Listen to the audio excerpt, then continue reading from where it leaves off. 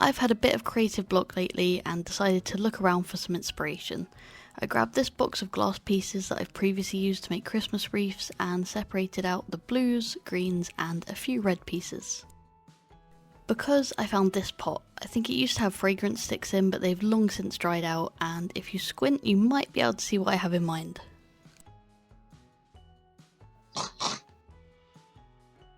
I also grabbed a tube of tile adhesive and grout which I'll use to attach and then tidy up the glass pieces. There's not really much strategy here. I do place the red face pieces first, but then I just work around the pot trying to find the blue pieces that fit the best in each gap until it's completely covered. So while I go to a time lapse, let's talk about Pokemon in general.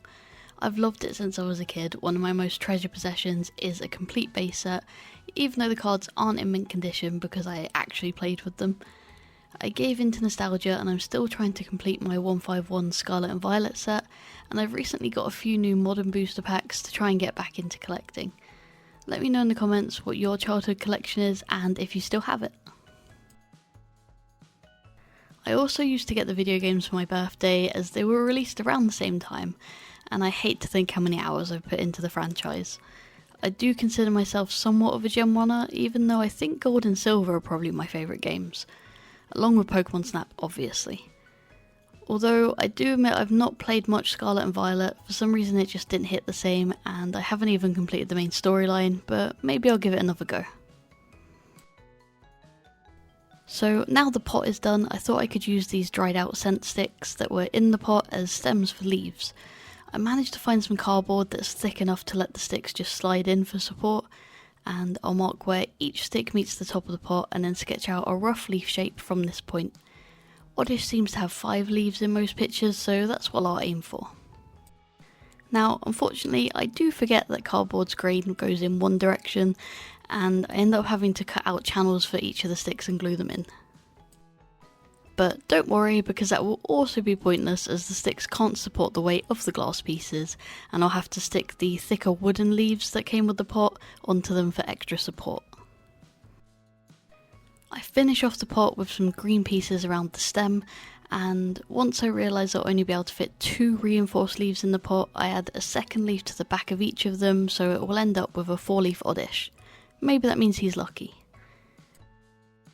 Back to the time lapse while I fill in the leaves, and again I don't have much of a plan here, I just pick the best pieces as I go. I'd like to take this time to thank you for watching and ask for your support.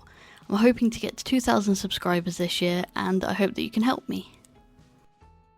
Once all the glass is in place, I need to leave it 24 hours to dry before grouting, and I'm no grouting expert, so please don't judge my technique too harshly. I pretty much just smushed as much in the gaps as I could.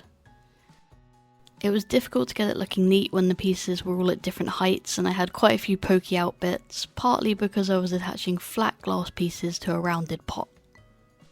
Looking back, I should have tried to do it a little neater because I did try to sponge off the extra grout while it was wet and it didn't really work, so I waited another 24 hours for it to dry and then went back to tidy it up.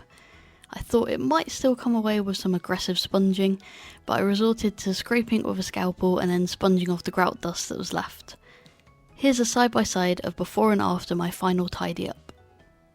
And finally, here's the end result. I quite like this cute little guy, as long as you don't look at it from the back, but what do you think?